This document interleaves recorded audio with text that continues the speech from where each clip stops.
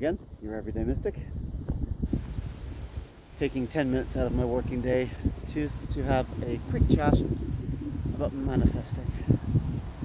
I'm taking 10 minutes out of my working day because, well, you're more important than my work.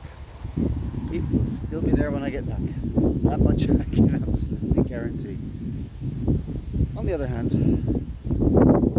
you might need to hear this. You might want to hear this. You might not want to hear it at all. But hey, you're here, so here we go. Manifesting.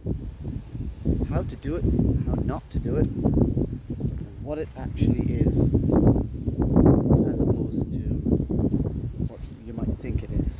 An awful lot of people practice visualizations, believing that something's already happened, acting in a way as though it's a foregone conclusion, it's already a certainty in their lives. And this is the end point of manifesting. It's only the end point of manifesting. The beginning of manifesting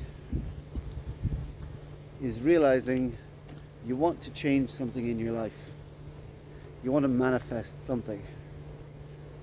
Whether that's standing in front of a mirror, visualizing and manifesting a six-figure salary, or whatever it happens to be, you want it, so you manifest it, right? Wrong. Manifesting is not changing your life, it's changing yourself. The whole idea of manifesting is starting with being grateful for where you are, for not needing or wanting more than you have, for deeply appreciating what you have and living your life with calmness, with openness, with positivity. By doing those things, you will begin to surround yourselves with people who are open, calm, and positive. When you start doing that, you effect change within yourself, change within people around you, and you breed positivity, and you magnify it between you. You magnify that positivity until things just start to fall into place. But what it means to start with is paying great attention to the moment you're in, not the end goal, not the end result. A sprinter running down the track doesn't look at the last hurdle in their 110 meters hurdles. They look at executing each step of the journey as well as it can be executed. They concentrate on the moment they're in, being aware of the end result, but also needing to make sure that every single step of the way is executed properly. This is manifesting. Manifesting isn't the airy-fairy, I believe it's already happened, so it has. Manifesting is, I believe that there is a space for this to happen in my life, and I'm going to make the necessary adjustments, changes, and take the necessary steps to solidify the thing that I'm trying to manifest. It's not the goal that's important, it's the process. The process in anything is the hard work that came before the finish line. Anybody can cross the finish line. To cross the finish line first is years and years of hard work, steps, belief, an insurmountable belief, 100% convinced, sure that your end goal is going to be success. This is manifesting.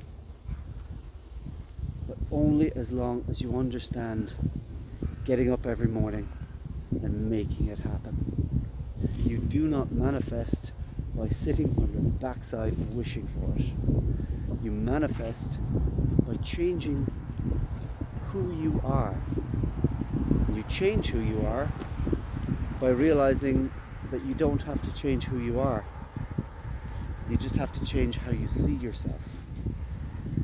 You become more aware of who you actually are than who you thought you were all along. And as you spend more time in each step, performing it as well as you know how, you discover more about the step, and you discover more about yourself, until the step and you become the same thing. There you go. You've just manifested. That's manifesting. I have to understand myself fully to make something happen. Because in understanding myself, I understand where my shortfalls lie, what I need to improve. I understand the process. I understand feeling discouraged and going ahead and doing it anyway. All this is the process of manifestation.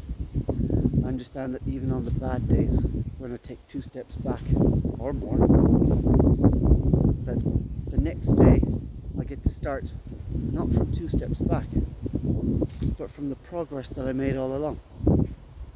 If I fall off my bike, I don't go back to the start and start riding the bike again. I get up from where I stopped and I carry on. This is part of the process of manifesting. It's got very little to do with the end goal. The end goal of crossing the line, that's the glory, that's the wonder, that's the great, I've done it. What about the person who came fourth? The person who came fourth still put in the work. They're still in the top 4. They didn't get the accolade that maybe they wanted. They didn't get that Olympic gold medal. But maybe they turn around and say, I wasn't quite good enough. 3 people were better than me. But I am good enough to coach other people. I'm good enough to understand my limitations. I once worked for a guy who was a world junior cross-country athlete, 3rd in the world junior cross-countries. And when I asked him once about making a career of it, he said, Carl, I was too good not to do it and not good enough to be the very best at it. He knew himself. He knew what his limitations were. But he ran a very successful business. He employed a lot of people. And he made a success of his life. And he manifested all the things in his life that he wanted through hard work and self-belief. Some lucky breaks don't hurt either. But luck tends to favor those who are working hard, those who are aware of themselves, and those who surround themselves with positive people. Because luck at the end of the day is just seeing an opportunity and availing of it. Luck is also understanding that if an opportunity doesn't work out, it's not a disaster. It's a moment to say, what can I make of this? Instead of saying I have failed, what have I learned? Because I've learned something here. If I've learned something here, I can apply it, find a new direction. And having found that new direction, there we go. I'm on a new road to a different success. Not what I thought it was going to be, but success nonetheless. I can absolutely attest to this. I've had several different careers in my life. Some were more successful than others. And yet here I find myself. Calm, happy, at peace, positive, working, enjoying my life, making bank. I'm making money. Make no bones about that. I work hard for it. And I put myself in the position of being able to be offered more work, because I'm good at what I do. And I understand that I'm good at what I do. Through experience and hard work, self-belief. And that has manifested itself into the life I lead, where my wants are very, very few. My needs are very, very few. So I don't manifest want or need. If you ask the universe for something, the universe is going to give you what you ask for. Want. The universe doesn't speak English. It doesn't understand you when you stand in front of the mirror and look for the six-figure salary. The universe understands that you want. So it says, well, you want, do you? I'll give you plenty of opportunity to do that.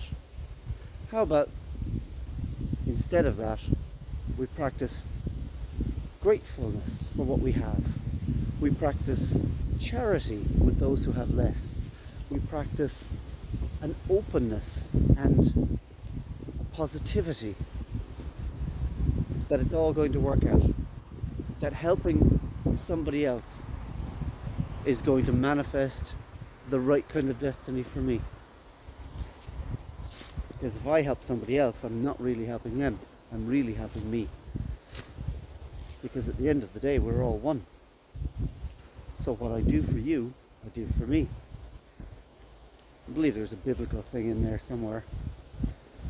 What you do for the least of my brothers, you do for me. Yeah, well, what I do for the least of my brothers, I do for me. So I manifest their needs, their wants.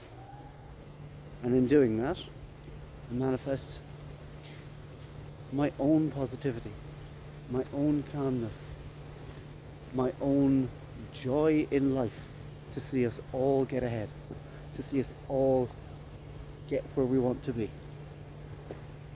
Now that is something that I think is worth pushing out as a philosophy. It's not new, it's not original, but it's mine today. My philosophy is, if we all help each other, we'll all get where we want to go, together.